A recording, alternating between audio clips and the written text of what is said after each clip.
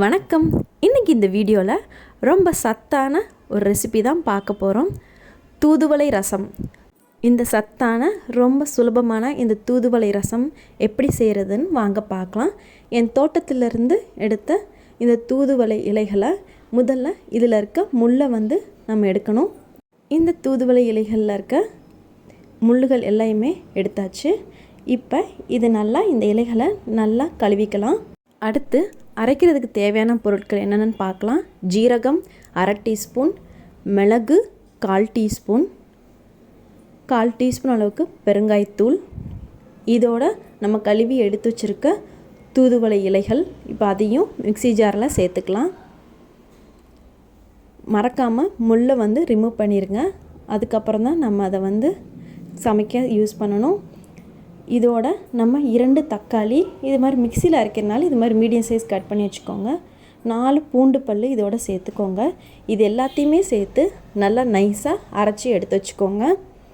இப்போ இது மாதிரி நல்லா நைஸாக அரைச்சதுக்கப்புறம் இப்போ இதை ஒரு பாத்திரத்தில் மாற்றிக்கோங்க.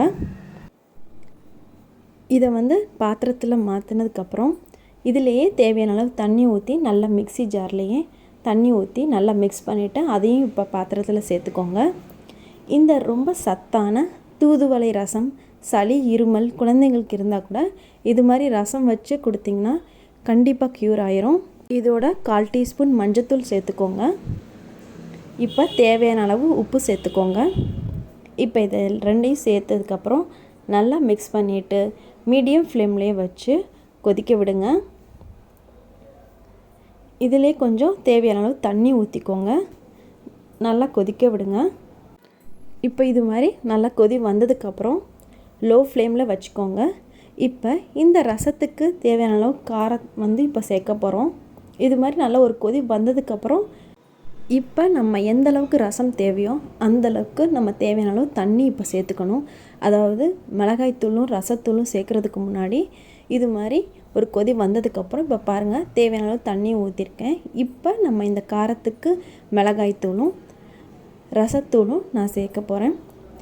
ரசத்தூளும் 1/2 டீஸ்பூன் சேர்த்துருக்கேன். இப்போ இது ரெண்டையும் சேர்த்து நல்லா மிக்ஸ் பண்ணிக்கோங்க. இப்போ இதை மீடியம் ஃப்ளேம்லேயே வச்சு நல்லா ஒரு கொதி வரட்டும். ரொம்ப சுலபமானது.